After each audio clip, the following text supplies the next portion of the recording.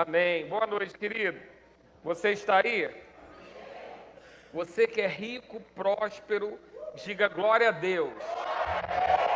Glória a Deus. Você que não disse, começa a declarar, porque vai chegar. Amém?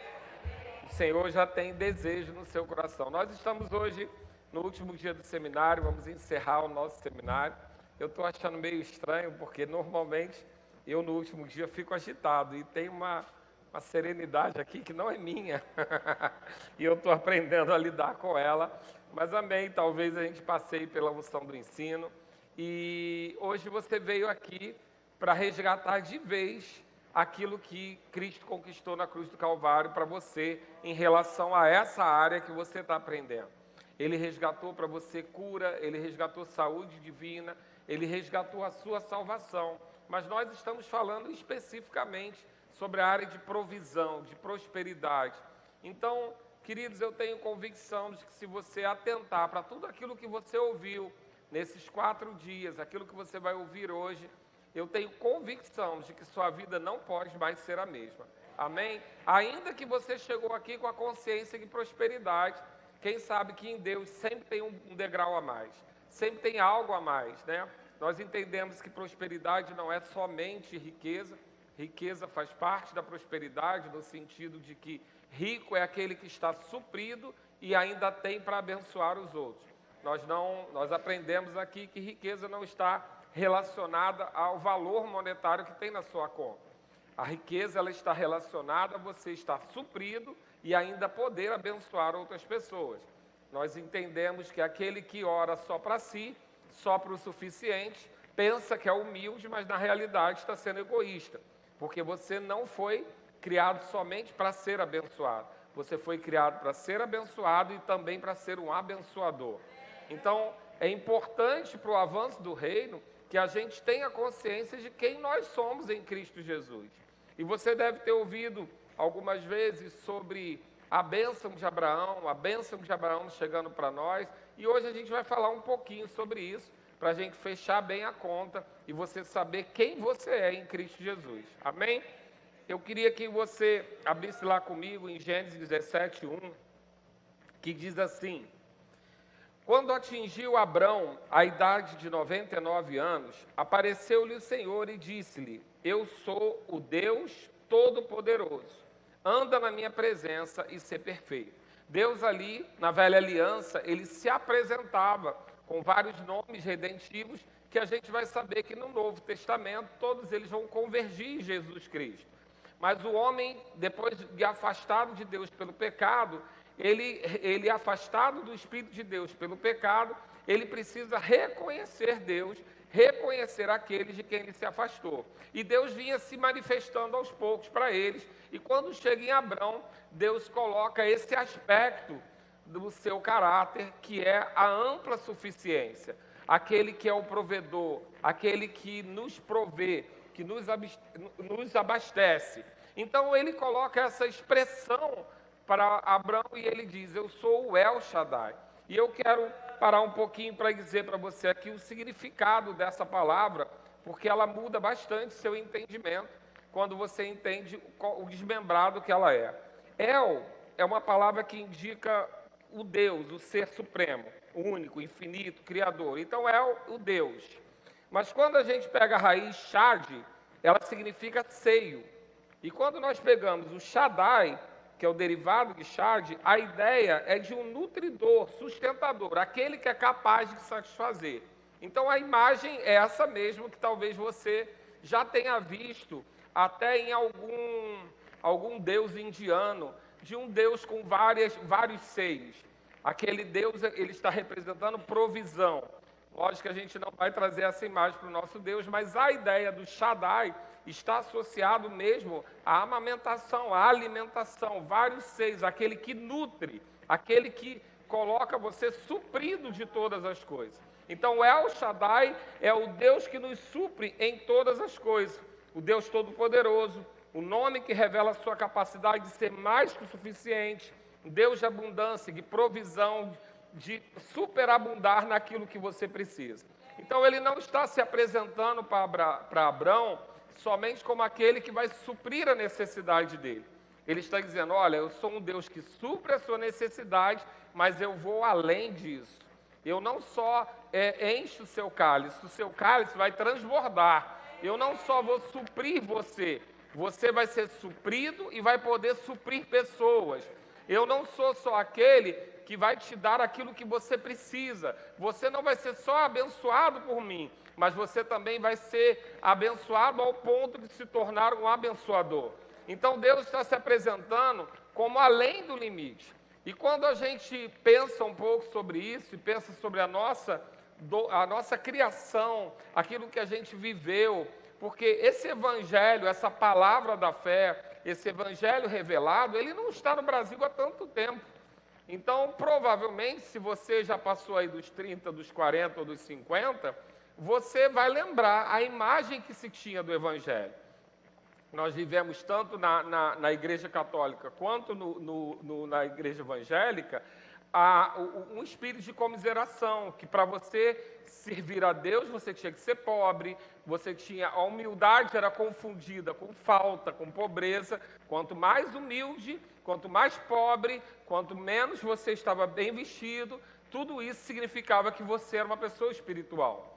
Mas quando a gente vai comparar para a Bíblia, e principalmente quando a gente ora para Jesus, como nós aprendemos há poucas aulas atrás, nós vamos ver que Jesus nunca viveu essa humildade. Jesus nasceu bem, vivia bem, se vestia bem, foi bem nascido e bem sepultado. A provisão sempre esteve na vida de Jesus. E quando ela não estava logo no alcance, ele mandava buscar na boca do peixe, ele mandava de alguma maneira acontecer, porque ele entendia quem ele era. E como ele entendia quem ele era e de quem ele era filho, ele não podia conviver com a falta, porque da onde ele veio, do berço dele, não havia falta. Então talvez, eu vou fazer só uma expressão aqui de brincadeira, Jesus nem teve a fé que você teve, porque Jesus não conheceu a falta, ele nasceu longe da falta, então para ele aquilo era natural. Talvez a gente tenha que fazer esforço para crer que o armário vazio vai ficar cheio, mas Jesus não conheceu o vazio, ele só conhecia o cheio. Quando ele via vazio, ele dizia, fica cheio. A gente teve que aprender isso, mas você aprendeu porque você está em Cristo, amém? Então, entendendo quem é esse El Shaddai que se apresentou a Abraão, e entendendo quem nós somos hoje, a gente vai passear rapidamente pela vida de Abraão, para que você entenda como foi esse processo do que foi depositado em Abraão, para que você, como herdeiro, possa ir lá resgatar. Amém? Abre lá comigo. Nós vamos falar agora Gênesis 12. Nós vamos entender um pouquinho alguns momentos onde Abraão ele foi abençoado, onde essa bênção foi derramada sobre ele. E são 3 momentos muito específicos de vida que nos geram muitos ensinamentos para que a gente também viva aquilo que Abraão viveu. Nós herdamos em Cristo, mas precisamos acessar pela fé. Já está lá, já é nosso, está lá na nossa conta, está depositado. Mas se a gente não acessar pela nossa fé, a gente não usufrui daquilo que já é nosso. E nós vamos ver alguns princípios na vida dele que vão fazer com que a gente possa acessar isso ou não permitir que isso nos seja tomado. Como o pastor Alex disse há pouco, nós vamos ter as bênçãos, mas vamos ter sempre os amalequitas. Vamos ter sempre o inimigo das nossas almas, que quer roubar de nós aquilo que nós já temos. Então, alguns princípios de Abraão vão nos ajudar a entender o que a gente não pode permitir ser roubado de nós. A primeira vez que Abraão vai ser bem abençoado, vai ter uma declaração de bênção sobre ele, é quando ele tem um encontro com Deus e o Senhor diz para ele, está lá em Gênesis 12, eu creio que no 1, diz assim, ora, disse o Senhor a Abraão, sai da tua terra, da tua parentela e da casa do teu pai e vai para a terra que te mostrarei. Fala comigo 3 expressões aí. Sai da tua terra, é um princípio. Da tua parentela e da casa do teu pai e vai para a terra que eu te mostrarei. Parece uma frase simples, querido, mas tem muitos princípios envolvidos nessa frase.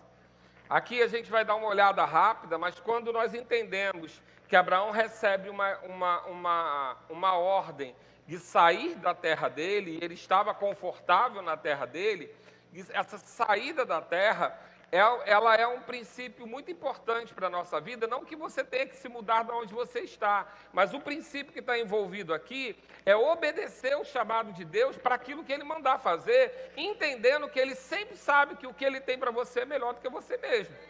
Então, essa obediência, o sair da terra sem saber para onde vai, sem saber o que está fazendo, mas em cima de uma palavra, a obediência a uma palavra, é um princípio poderoso que Abraão, ele é rápido. Abraão, ele tem em todo o processo dele, ele tem muita velocidade em andar segundo a palavra. Então, Abraão diz aqui, quando diz sai da própria terra, é quando uma consciência que se a gente tiver, a gente vai poupar tanto tempo, e eu vou falar para você por experiência, eu uma vez demorei a obedecer um comando de Deus e perdi 4 anos da minha vida por uma coisa que poderia ter sido muito mais rápido do que eu estava vivendo. Simplesmente, e o comando foi esse mesmo, sai da tua terra, sai da tua parentela, e eu tentei negociar com Deus, tentei acreditar que eu poderia fazer de uma forma melhor, e isso me trouxe um atraso de vida. Então, muitas vezes, a gente parece muito simples esse comando, mas esse comando não foi dado com explicação, não disse por quê, não disse o que ele estava esperando, só disse, sai da tua terra, da tua parentela e vai para o lugar que eu te mostrarei. Essa confiança plena em obedecer a Deus, em sair do lugar onde você está, sair do lugar da acomodação, os coaches hoje vão usar isso para dizer para você, para sair da zona de conforto, para sair do lugar que você está estagnado, seja empreendedor, mas Deus só está dizendo para você o seguinte, se Ele disser, vai, porque o melhor lugar onde você pode estar não é sua casa, não é o seu conforto, não é a sua segurança, mas é o centro da vontade de Deus. O centro da vontade de Deus é o lugar onde a provisão vai estar. O centro da vontade de Deus é o lugar garantido de provisão, prosperidade. É o lugar garantido de você encontrar tudo aquilo que você precisa e ainda abundar. Muitas vezes nós estamos presos àquilo que naturalmente parece o melhor.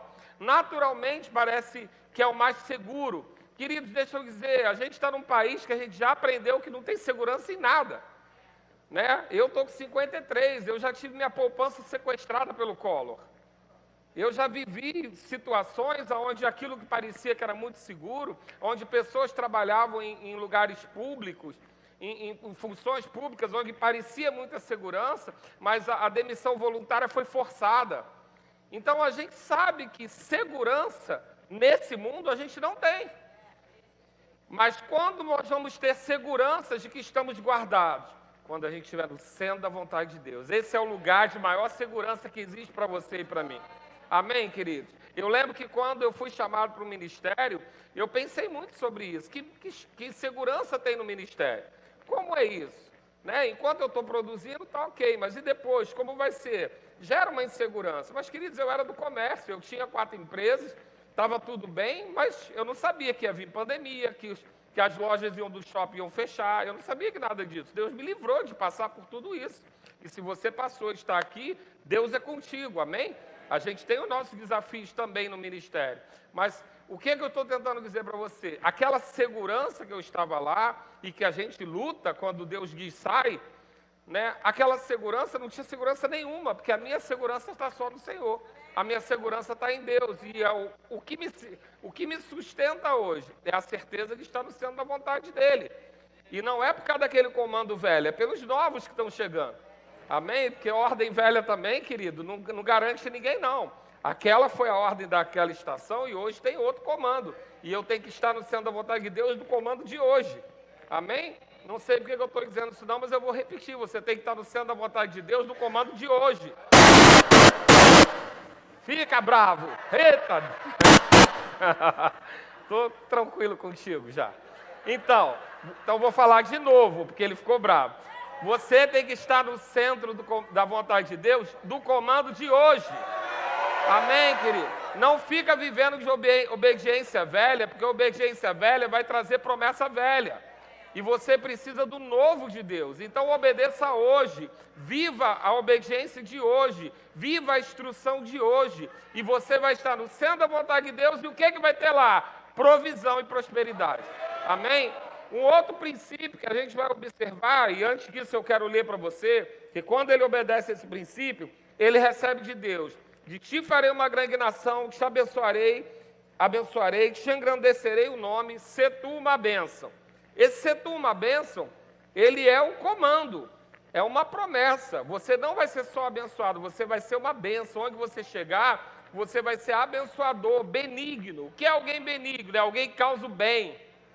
É o oposto daquela pessoa que você atravessa a rua para não cruzar. O que é uma pessoa benigna? É aquela que toda vez que você está com ela, você sai no lucro. Tem pessoas que são assim na nossa vida. Você encontra com ela, você sempre sai no lucro. Porque se você estava triste, você ganha uma palavra e fica animado. Se você estava abatido, você ganha um incentivo e sai animado. Se você tem uma necessidade, ela supre a necessidade. Isso é ser benigno. Benigno é ser bonzinho, é causar lucro no outro. Então, quando alguém é um abençoador, ele causa lucro para o outro. É aquela pessoa que você sempre quer encontrar, porque você sempre sai melhor do encontro. Diferente daquela que suga. Né? A gente não vai gastar tempo com ela, mas tem gente que suga energia. Né? Os vampiros que quando encontram com a gente estava feliz até ficar triste. Pergunta se está tudo bem, nunca está bem. Nunca está bem, o máximo mais ou menos. Então isso é aquela pessoa que não é benigna, ela arranca de você. Mas uma pessoa benigna, ela sempre te promove lucro. E ele estava dizendo para Abraão, se tu uma bênção. Aonde você chegar, você vai ser uma bênção. Esse trabalho que você está orando, não é para você ser abençoado, não. É porque o teu patrão precisa de você. Porque o que você carrega vai fazer diferença na empresa. Ser você uma bênção. Não fica orando para receber oferta, não. Ora para ofertar, querido. Porque você só vai ofertar se o dinheiro passar na tua mão. Às vezes o crente perde muito tempo pedindo para alguém abençoar ele e enriquece o outro. Porque o outro fica rico e dá para ele. Não é melhor você ser o abençoador, querido, e o dinheiro passar na tua mão, ser tu uma bênção. Então são promessas aqui. Abençoarei os que te abençoarem e amaldiçoarei os que te amaldiçoarem. Em ti serão benditas todas as famílias da terra. Todas essas bênçãos foram derramadas em Abraão por conta desse cumprimento que sai da tua terra. Aí depois a gente vai ver aqui, ele sai e deixa a tua parentela. E isso para a gente é estranho, porque está falando de família. E é muito difícil para o crente acreditar quando Jesus diz que ele veio separar algumas situações. A gente sempre pensa pelo nosso amor terreno, que nem sempre isso é a melhor vontade de Deus. Mas eu quero que você abra lá em Josué 24, rapidamente. Josué, capítulo 24, versículo 2, para a gente fechar esse assunto que talvez ele possa estar atrasando a tua vida de prosperidade. Amém? A gente precisa entender que existem princípios. O primeiro deles é estar no centro da vontade de Deus. E o segundo dele, a gente vai falar sobre associações. Associações é um assunto muito sério para a prosperidade. Porque Deus não vai poder prosperar você em julgo desigual. E aqui em Josué 24 vai dizer para a gente por que do deixar a parentela de Abraão. Então Josué disse a todo o povo, assim diz o Senhor, Deus de Israel, antigamente vossos pais, Tera ou Terá, eu nunca sei, pais de Abraão e de Naor, habitaram da além de Eufrates e serviram a outros deuses. Deixa eu explicar uma coisa para você, Deus não divide a glória dele com ninguém. Nesse sentido, tu vai ter que resolver com ele, porque ele não divide. E se você está associado com alguém que serve a outros deuses, e ele prosperar você, a glória vai para quem? Ainda que seja a sua família, ainda que seja o grande amor da sua vida, se ele prosperar alguém que serve a outro Deus, quem vai receber a glória? Cadê o grilinho? Querido, não tem como. Porque Deus não vai poder ir contra a sua palavra e glorificar a idolatria. Se aquele outro Deus está associado a você através de uma outra associação, ele está influenciando, ele está no meio da relação. Se Deus prospera você, ele vai ser exaltado. E pessoas vão ser enganadas. Então não há como ter expectativa de provisão e prosperidade em Deus com alguém que serve a outros deuses. Vamos entender aqui que quando nós falamos de casamento, tem uma outra aula de família cristã, onde uma mulher, por exemplo, pelo seu procedimento, consegue santificar o marido. É mais complexo, para quem já casou e já está em julgo desigual. Para quem não casou, foge que é laço. Chuta que é laço. Por quê? Julgo desigual traz consequências. Julgo desigual é um impedimento para que Deus possa agir na sua vida com tudo que Ele quer derramar. Então, por isso é tão importante a gente entender as nossas associações. Com quem estamos associados? Ah, mas só de quem eu sou sócio, inscrito? Queridos, de quem você divide a autoridade. Quem está abaixo de você não está necessariamente associado a você. Muitas vezes, quem está acima de você, você vai trabalhar para alguém, mas não necessariamente você vai estar associado. Associação é quando andam juntos, estão no mesmo nível. Então, essa associação, a gente precisa entender que, da mesma maneira que Abraão falou, que Deus falou com Abraão, Ele vai falar com a nossa vida. Sai da tua terra e da tua parentela, nesse caso, significava, eu não tenho como prosperar você aqui enquanto você estiver com a sua família, porque a sua família é idólatra. E se eu prosperar, quem vai receber a glória é esse ídolo. Amém? Ficou em silêncio? Glória a Deus. Reflete aí se você está no embaraço desse, ora, porque se Deus deu a palavra, Ele vai dar a solução, amém? Deus não é Deus de confusão nem de problema, nem de que ninguém faça nada desordenadamente. Mas muitas coisas na nossa vida ficam presas porque Deus simplesmente não reparte a glória dEle. E quando estamos mal associados, estamos em julgo desigual, nós vamos viver a consequência do julgo desigual. Lembrando o que é julgo. Julgo é aquela madeira que se põe em cima de dois bois. E é impossível que um boi vire para a esquerda e o outro para a direita. Quando um boi vira para a esquerda, o outro é obrigado a virar para a esquerda também. Então, quando colocamos um julgo sobre a nossa vida, se ele for desigual, ele nos conduz para lugares que a gente não quer ir. Então, não adianta você estar definido aí para a direita, porque se você está com o julgo desigual com alguém, você vai ser conduzido pelas consequências da decisão dele também. Então, o julgo desigual é um assunto muito sério. Podia ter tratado no primeiro dia, né, para no final você ficar mais feliz. Mas é verdade, tenha dito, né? Glória a Deus. E aí, quando Abraão toma essa decisão, obedece a isso, ele recebe também uma série de promessas que vão chegar sobre a vida dele. Ele vai trazer sobre ele a recompensa de tudo dessa obediência também. E por último, ir para um lugar que ainda seria mostrado.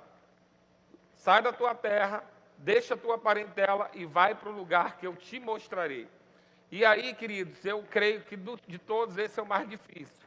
Porque a gente tem expectativa que Deus diga como, quando, por quê, de que maneira, tem certeza, será que vale a pena, mas e isso que eu estou deixando? E Deus vai dizer simplesmente para você, vai para o lugar que eu te mostrarei. Em qual nível de confiança você está? Se foi Deus, querido, lá tem garantia.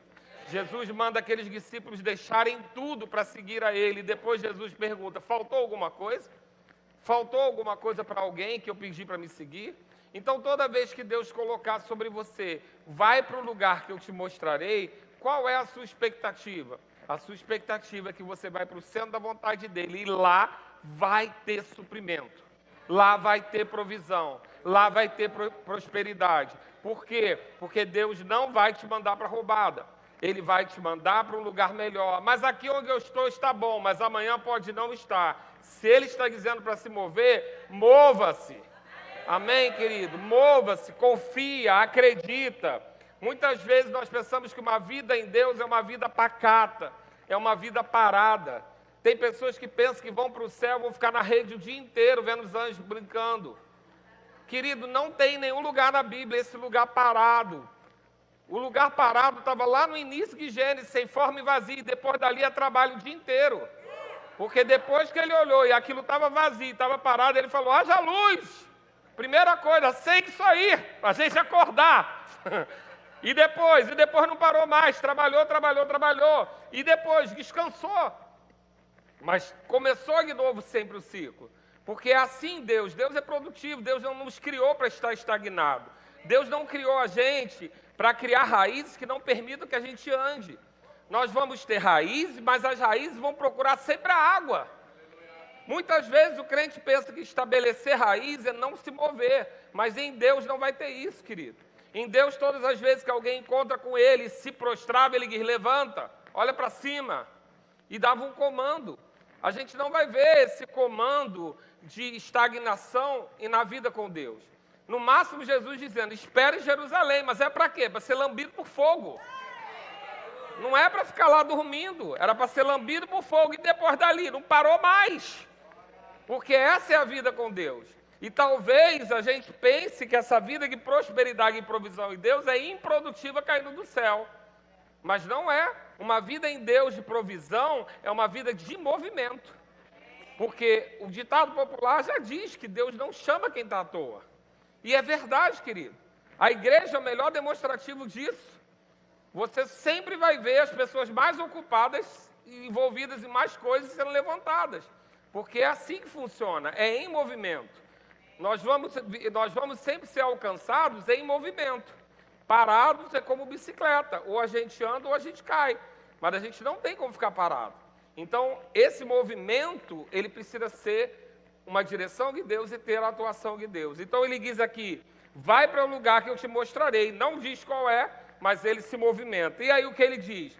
De ti farei uma grande nação, te abençoarei, engrandecerei o teu nome, abençoarei os que te abençoarem, amaldiçoarei os que te amaldiçoaram, em ti serão benditas todas as famílias da terra. Tudo isso foi derramado sobre Abraão em cada obediência dele, em cada princípio obedecido. E ele usufruiu disso, ou usufruiu demais, porque as bênçãos sobre a vida de Abraão não foram só bênçãos físicas, não foram só em valor, em dinheiro, mas eram bênçãos em todas as áreas. Desde a multiplicação dos filhos, do gado, tudo dele prosperava. E era isso que Deus estava pré-anunciando em Abraão. Para quê? Para alcançar a minha e a sua vida. E ainda depois disso, qual o próximo movimento dele? Em Isaac. Isaac, uma promessa, algo impossível naturalmente, ele não tinha idade para aquilo, a mulher dele não era fértil, ele não tinha como ter aquele filho naquela condição, mas a Bíblia diz que ele creu e agradecia. Creu e agradecia. Ele dava graças ao Senhor por aquilo que era impossível. E vem Isaac. A palavra Isaac significa aquele que ri, riso, alegria. Depois, no final de uma carreira, você tem uma promessa de riso, de alegria. E aí ele vem com esse princípio. E Abraão, mais uma vez, querido, porque fé está associada à obediência. A gente quando pensa, ele creu, mas ele creu em quê? Na obediência. Porque Deus estava falando, não fazia sentido aquilo. Mas Deus estava falando, e ele crê em Isaac. E Isaac é a promessa, sobre Isaac vem novamente as bênçãos com as promessas sobre a nossa vida que estariam pré-anunciadas nele. Promessas de provisão, promessas de multiplicação, promessas de que os inimigos cairiam.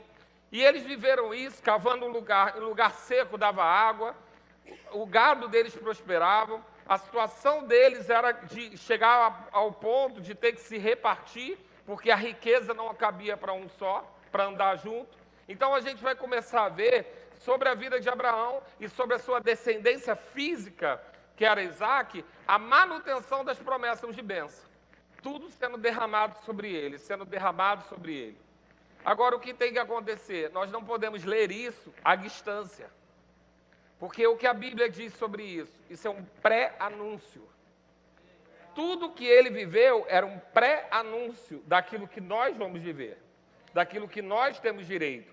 Então, eles vão viver essa condição em Isaac, essa condição de descendência. Ele vai herdar tudo aquilo que estava sobre a vida do pai dele, trazendo materialmente, trazendo espiritualmente, trazendo mentalmente, porque Isaac também tinha mania de grandeza, como Abraão. Isso tudo entra nele, eles prosseguem com essa vida, ele passa também pela esterilidade, passa pelo milagre, mas ele continua prosperando, dando um indício de que aquilo não seria quebrado, porque a palavra de Deus diz, a toda a sua descendência. E era uma aliança perpétua. Diga comigo, era perpétua e para a sua descendência. Então diga, é para mim. Chega até aqui e vai passar adiante dos seus filhos, amém? Não é algo que vai parar em você, não é algo que parou em Abraão, é algo que vem até nós e vai passar de nós. Então, nós vamos olhar para tudo isso e a gente está indo para um bom caminho. Chega um outro ponto para ele ser abençoado. Ele é abençoado porque creu no Filho, e a palavra vai falar sobre isso, vai exaltar a fé dele sobre isso. Nós vamos ver no Novo Testamento exaltações a Abraão ter crido no Filho. Mas agora eu acho que vem um momento derradeiro, porque agora é o nível máximo de obediência que qualquer pessoa pode passar, e você que é pai e mãe, adoraria que essa história não estivesse na Bíblia. Porque é quando Deus pede o filho dele, o único filho, o filho amado, o filho da promessa. E Deus pede esse filho em sacrifício. A Bíblia diz que Abraão novamente é rápido em atender. Abraão leva aquele rapaz para sacrifício, não era mais uma criança, não era alguém que ia sem saber o que estava fazendo. Aquele rapaz sobe, aceita o sacrifício, vai com o pai para o sacrifício, crendo que o Senhor ia prover o sacrifício. Mas Abraão vai até a última instância de levantar o cutelo para sacrificar aquele filho. E quando Abraão faz isso, Deus diz, não precisa. E sabe, eu acho um princípio poderoso de provisão e prosperidade nisso. Porque a gente às vezes ainda tem um pensamento tolo de que Deus está pedindo algo porque Ele precisa. A gente ainda pensa que Deus pede coisas para nós porque Ele precisa, ou porque a igreja precisa, ou porque alguém precisa. E o que Ele está fazendo ali? Olha, eu quero entregar o meu filho, eu só preciso de uma semente. Eu vou entregar meu filho pela humanidade. Eu não preciso que Abraão entregue o dele, eu só preciso saber se tem legalidade para eu entregar o meu. Então, o que eu preciso? De uma semente. Quantos testemunhos nós vamos ver na nossa vida e a gente acaba esquecendo depois de que Deus pede algo para nós e quando a gente sacrifica aquilo, como aquilo prospera na nossa mão. Porque o poder da semente é o poder da multiplicação. A espécie está na semente. É na semente que está o futuro, é na semente que está a colheita, é na semente que está o que vamos viver. Mas quando ele pede aquilo, eu acho o ápice de obediência entre Abraão entregar o filho e Jesus ir para a cruz. São os dois ápices de obediência da Bíblia para mim. E ele aceita aquilo e ele vai até a última instância. A Bíblia vai nos dizer lá em Romano que ele cria que podia ressuscitar. A Bíblia deixa isso claro para nós depois, mas lá ele não tinha Romanos ainda, ele estava fazendo, era pela fé mesmo, e ele faz esse sacrifício, ele vai até a última consequência. E aí, quando ele faz isso, Deus trata com ele de novo, e ele diz lá, Gênesis 22, 16, jurei por mim mesmo, diz o Senhor, porquanto fizeste isso e não me negaste o teu único filho, que deveras te abençoarei, e certamente multiplicarei a tua descendência, como a estrela do céu, como a areia da praia do mar. A tua descendência possuirá a cidade dos teus inimigos, nela serão benditas todas as nações da terra, porquanto obedeceste a minha voz. Então, novamente é derramado bênção sobre a vida de Abraão. E Abraão foi acumulando essas bênçãos em cada passo de obediência. Em cada passo de obediência ele acumulava bênção. Ele acumulava aquilo que Deus trazia sobre a vida dele, que a gente vai chamar das bênçãos de Abraão. Isso tudo foi sendo colocado sobre a vida dele, e ele era abençoado em tudo. Nós vamos ver textos como Gênesis 24, que diz que Abraão já era idoso, bem avançado em anos, então ele foi abençoado em longevidade, e o Senhor em tudo o havia abençoado. Gênesis 13 diz que ele era rico, possuía gado, prata e ouro. Gênesis 24, 35 diz que ele se tornou grande, deu ovelhas, bois, prata, ouro, servos, camelos e jumentas, o que era mais valioso na época. Agora, Romanos 9,8 diz o seguinte, isso é, esses filhos de Deus não são propriamente os da carne, mas devem ser considerados como descendência os filhos da promessa. Então ele está dizendo aqui que tudo aquilo que estava para a descendência de Abraão não era para os filhos da carne, mas era para os filhos da promessa. Isaac herdou como filho da carne, Jacó herdou como filho da carne, mas não era para parar por aí na carne, seria para os filhos da promessa. E quem são os filhos da promessa? Quem são os filhos da promessa? Vamos ver quem são. Abre lá comigo em Gálatas 3. E agora é quando você entendeu tudo que Abraão acumulou. Você está vendo aí os camelos, você está vendo aí os carros cheios, prata, ouro, boi, muita prosperidade, filhos, descendência, multiplicação, tudo isso estava sobre a vida de Abraão. Mas nós estávamos separados disso. Porque dessa aliança nós estávamos separados pelo pecado. Primeiro porque nós éramos gentios, nós não tínhamos direito a essa aliança. Nós não éramos descendentes de sangue de Abraão e nós estávamos separados do pecado. Mas a Bíblia vai trazer em Gálatas 3, que é um livro que está tratando sobre um povo que conheceu a Cristo. E a gente olha para isso com preconceito, mas ele conheceu a Cristo, mas estava optando viver os princípios da lei. Conheceu a Cristo, mas estava optando não viver na graça, mas viver na lei. E Paulo vai tratar do jeito delicado dele, começando a chamar de insensato. Ele vai começar a dizer, vocês não estão entendendo o que vocês herdaram. Vocês não estão entendendo o que já está na mão de vocês. Vocês não estão entendendo o que vocês receberam. Vocês estão voltando para um lugar que não tinha nada daquilo que vocês já têm hoje. Vocês hoje são herdeiros. E ele vai começar a explicar essa herança que vai nos levar à promessa de sermos abençoados como Abraão. Lá em Gálatas 3, no versículo 6, ele diz, é o caso de Abraão que creu em Deus, e isso lhe foi imputado para a justiça. Sabei, pois, que os da fé é que são filhos de Abraão. Quem é da fé aqui? Glória a Deus. Ora, tendo a Escritura previsto que Deus justificaria pela fé os gentios, diga comigo, pré-anunciou o Evangelho a Abraão. Então, havia uma previsão de que nós, os gentios, íamos receber todas as bênçãos que estavam sobre ele. Mas tudo o que ele viveu era o quê? Era um pré-anúncio do que eu e você temos que viver hoje. Eu vou falar de novo. Era só um pré-anúncio. Era um spoiler. Era um trailer do que nós viveríamos no Evangelho em Cristo Jesus. Porque senão você pode olhar para isso aqui e falar, como era bom naquele tempo. Como era bom naquele tempo. Eles abriam o Mar Vermelho. Como era bom naquele tempo. Eles operavam milagres. Abraão cavava no seco e brotava água. Querido, deixa eu dizer, não é para você olhar como era bom aquele tempo. É para você olhar e falar, se no tempo de Abraão acontecia assim, agora tem que acontecer melhor ainda. Se no tempo de Abraão ele cavava no seco, eu preciso agora cavar e ter mais água ainda. Se no tempo de Abraão, que era uma aliança maravilhosa, mas era inferior à nossa, aquilo acontecia quando não poderia acontecer naturalmente, por que não vai acontecer? E é como Alex disse, quem disse que não vai acontecer? Quem disse que não vai acontecer algo? Quem disse que aquilo que Deus falou não vai fazer? Quem disse que vai faltar? Quem disse que você não pode? Porque na realidade, a gente vai viver, olhar para Abraão e falar, ele estava dando um spoiler da nossa vida. Ele estava pré-anunciando aquilo que nós temos que viver. Então, quando nós vamos entender Gálatas dessa forma, ele vai dizer, pré-anunciou o Evangelho a Abraão, e aí ele diz, em ti serão abençoados todos os povos, de modo que os da fé são abençoados com o crente Abraão. Então, Abraão é mais importante para a gente do que a gente gasta tempo falando, né?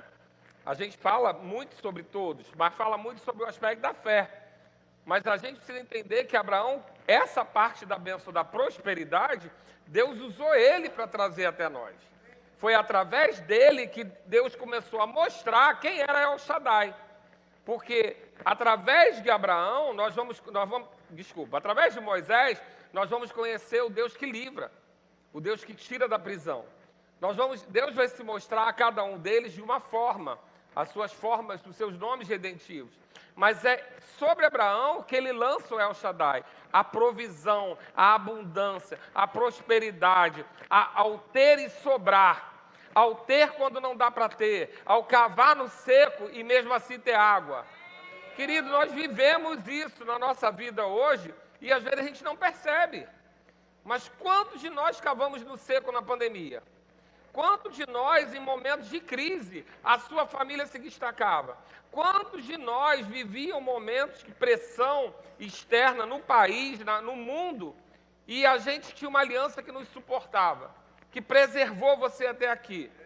Você não morreu nessa pandemia, porque você deu uma bênção sobre a sua vida, porque Deus tem planos e projetos para a sua vida. Então, quando nós entendemos isso, nós vamos olhar para trás, para esses milagres aqui, e vai falar assim, era só o spoiler. E ele estava só preparando o que ia chegar para a gente. E aí ele continua lá no versículo 13. Ele diz lá, explica bem melhor.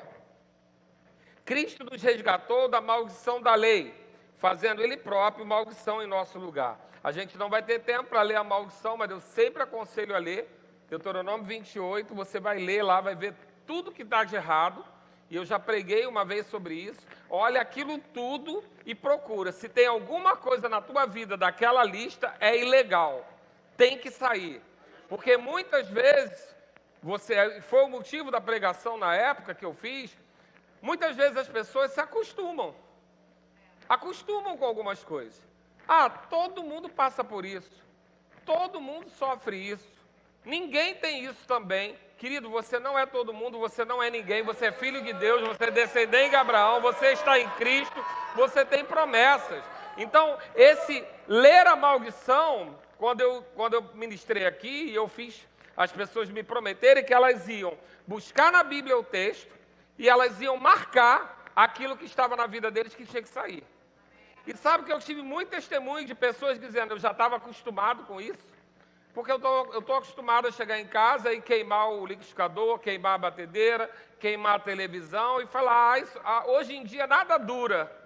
Querido, nada dura na casa dos outros, na sua casa tem que durar. E se não durar é porque vai chegar um melhor e mais novo.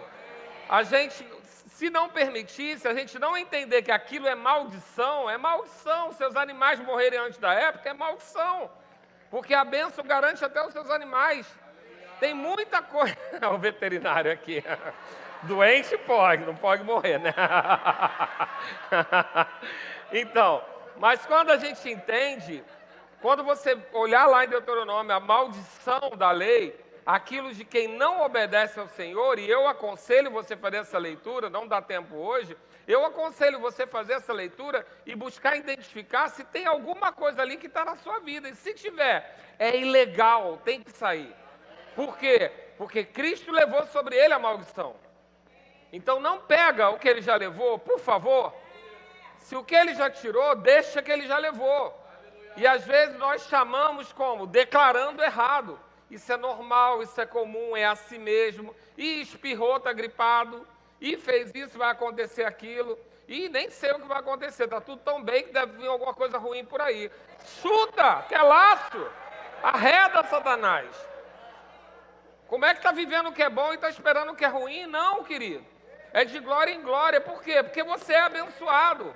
Então, ele diz aqui, Cristo nos resgatou da maldição da lei, fazendo ele próprio maldição em nosso lugar. Porque está escrito, maldito todo aquele que for pendurado em madeiro. Para que ele fez isso? Para que ele foi amaldiçoado? Para que ele levou a sua maldição? Para que a bênção de quem? A de Abraão. Que a bênção de Abraão chegasse a nós, os gentios, em Jesus Cristo, a fim de que recebêssemos pela fé o Espírito prometido. E lá no 16, ora, as promessas foram feitas a Abraão e ao seu descendente. Não diz aos descendentes, como se falando de muito, porém como de um só. E ao teu descendente, que é quem? Cristo, a unção, o Messias. Quem aqui está em Cristo? Se você está em Cristo, é para você essa bênção. Você herdou essa bênção. Você precisa viver essa bênção. Sabe, queridos, a gente tem que ter, às vezes, o pensamento da ingratidão. Por quê? Porque um pai que trabalha o ano inteiro para juntar dinheiro, para comprar um bom presente para o seu filho, compra o presente caro para o seu filho brinca com a caixa. Gosta do que... Você fica feliz? Porque seu filho está brincando com a caixa e não está brincando com o brinquedo que você gastou o ano inteiro para comprar? Eu fico pensando em Cristo, olhando, porque a Bíblia diz que ele se alegra com o fruto do seu trabalho, olhando para a gente, dizendo, meu Deus, eu levei tudo na cruz, para que fosse liberado toda a bênção de Abraão, e eles estão brincando com a caixa. Eles estão usando a caixa. Eles estão usando migalhas daquilo que eu deixei. Porque, de uma certa forma, eles estão pensando, isso é suficiente para mim. Que bom, querido, que é suficiente para você, mas sê tu uma bênção. Que venha mais para que você possa ser abençoador. Para que aquilo que você tem não seja só para você. E aí, para que Deus olhe e fale, eles não estão brincando com a caixa. Porque, às vezes, e me ame. Eu comecei mansinho, né? Me ama, amém? Mas às vezes o crente vem para a igreja e acostuma com a paisagem. Querido, é um perigo esse negócio de se acostumar com a paisagem. Você vem para cá, sua família é restaurada, quem bebia não bebe mais, quem adulterava não adultera mais, quem rouba não rouba mais. E às vezes vai para o gabinete e fala assim, pastor, eu não sei o que aquela mulher quer, eu não bato nela, eu não bebo, eu não fumo. Meu filho fala, que obrigação, você foi para o zero. Isso é brincar com a caixa, você foi para o nível zero, você estava negativo e agora você foi para o zero, agora vamos crescer. Porque não fazer é só uma parte do processo. Deixar as coisas velhas é uma parte do processo. Mas Deus não chamou você para o 0 a 0 não, querido. Deus chamou você para você avançar a cada dia, para você crescer, para você prosperar. Por quê? Porque é a expectativa de todo pai. Você não quer ver o seu filho estagnado, você não quer que o seu filho de 14 anos ande de bicicleta de rodinha, você não quer que ele coma com colher, você não quer que ele esteja na 3ª série, quer? Então Deus não quer você brincando com a caixa. Deus quer ver você usufruindo de tudo aquilo que Jesus fez na cruz do Calvário. Vou ficar calmo de novo. Glória a Deus. Glória a Deus. Agora tem uns profetas por aí. Deixa eu ficar quieto. 26. Pois todos vós sois filhos de Deus, mediante a fé em Cristo. 26, Gálatas 3. Porque todos, quando foste batizados em Cristo, de Cristo vos revestiste. Guissarte, não pode haver judeu, nem grego, nem escravo, nem liberto, nem homem, nem mulher, porque todos vós sois um em Cristo Jesus. E se sois de Cristo, quem aqui é de Cristo? Também sois descendentes de Abraão e herdeiros segundo a promessa. Vou lembrar você quem era Abraão. Abraão era rico, riquíssimo. Abraão tinha posses, gado, camelo, jumento. Não faltava para Abraão. E se o negócio estivesse ruim, ele cavava e o poço dele tinha água. Então, se você está em Cristo, essa tem que ser a sua expectativa. Se você está em Cristo, você precisa crer que Deus se alegra com a sua prosperidade e não só isso. Ele vai proporcionar planos de paz e não de mal para que você prospere. Porque Deus vai ser o seu pai que não vai dizer só, faça. Não. Se Ele diz que nós devemos ensinar o nosso filho no caminho, você acha que Ele nos abandona? Não, querido. Prosperidade é uma boa jornada. Como? Dando a mão a Ele, seguindo o caminho dEle, obedecendo ao comando dEle. E quando nós seguimos esse caminho, nós vamos encontrar o quê? A provisão, porque foi Ele que nos mandou para lá. Então, sai da tua terra, sai da tua parentela, vai para o lugar que eu te mostrarei. Tem que ser uma boa jornada. Mas não vai ter desafio? Vai ter desafio, porque você também faz desafio com seu filho. Ou você não troca a colher para o garfo, ou você não tira uma rodinha de cada vez da bicicleta. Você não faz desafios para que o seu filho vai crescer. Eu não estou dizendo que Deus vai tentar você, porque Deus não tenta ninguém. Mas Ele vai permitir que, de acordo com a sua maturidade, você passe por provas. Porque para ser aprovado, precisa passar por provas. E você, assim como você faz com o seu filho, para que ele cresça e evolua, nós vamos viver situações de desafio. Mas como? Na certeza de que vamos ter uma boa jornada, de que vamos ter a provisão, de que vamos ter a prosperidade. Por quê? Porque Cristo levou sobre ele a maldição. Então eu preciso entender o que é maldição. Falta é maldição. Doença é maldição. Trabalhar e não render o dia é maldição. Trabalho enfadonho é maldição. Trabalhar e não ver aquilo render, aquilo dar fruto, maldição. A nossa família desunida, maldição. Não conseguir pagar as contas, maldição. E o que eu preciso dizer para ela? Jesus já te levou, sai da minha vida. Eu não posso aceitar aquilo que para o mundo é comum, porque eu tenho uma aliança que eles não têm. Eu tenho a aliança das bênçãos de Abraão. E eu quero concluir dizendo isso. O Ministério de Música pode subir. Eu quero ler com você um spoiler do que seria a nossa vida. Em Deuteronômio 28. Você pode abrir lá comigo? Deuteronômio, capítulo 28.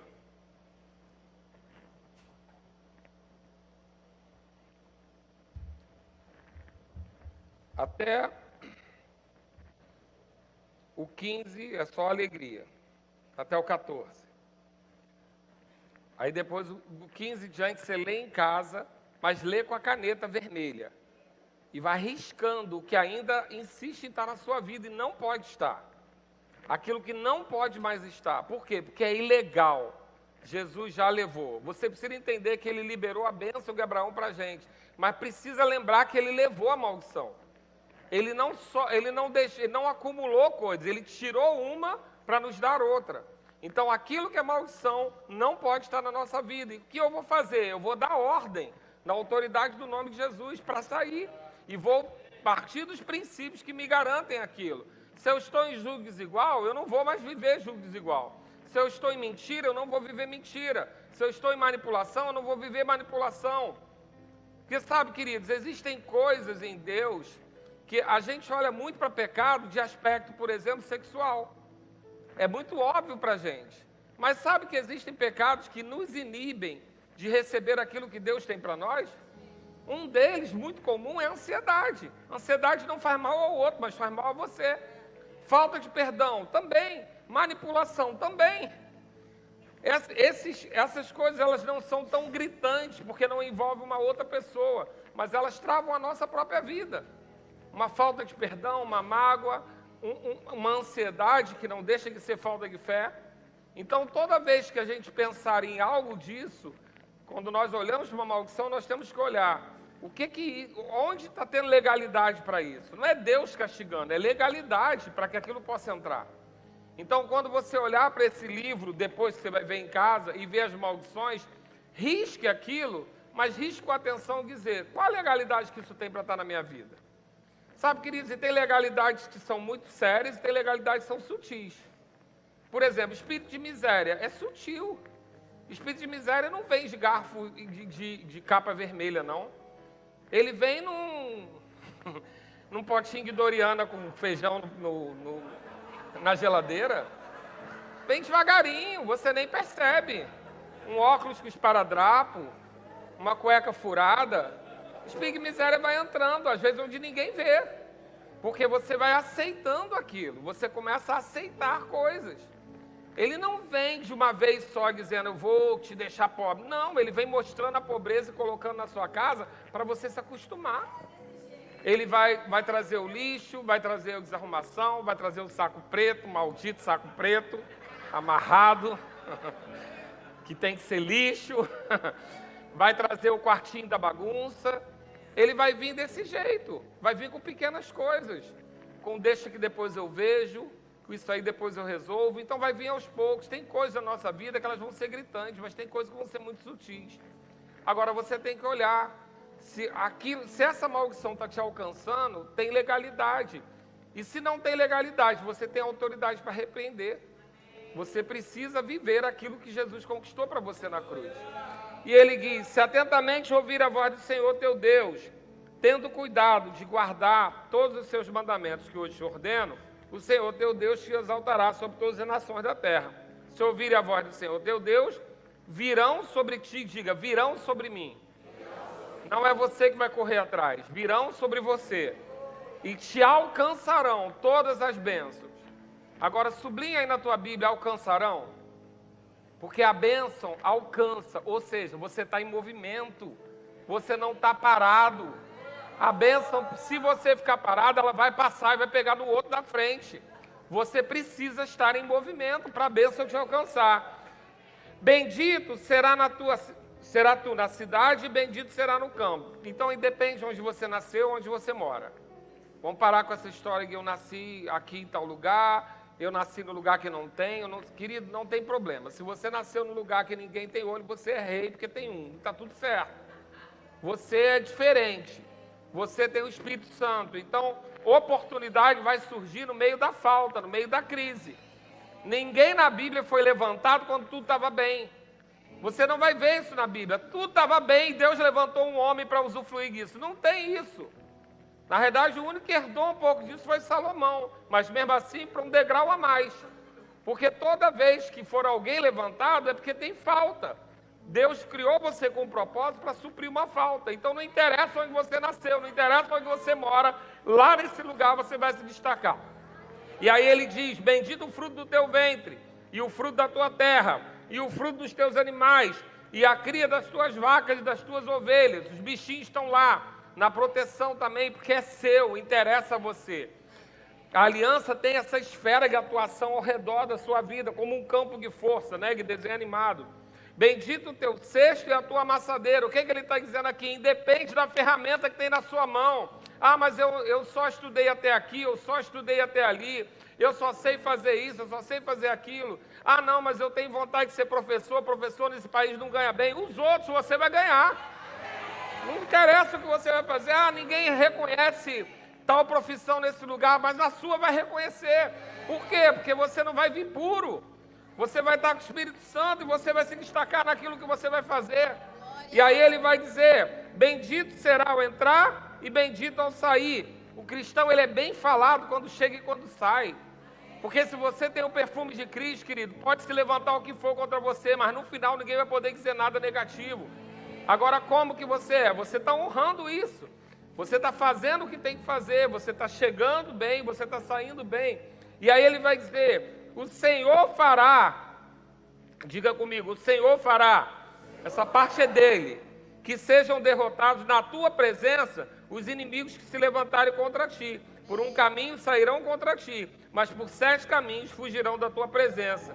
Nossos inimigos não são nossa causa, são causa de Deus.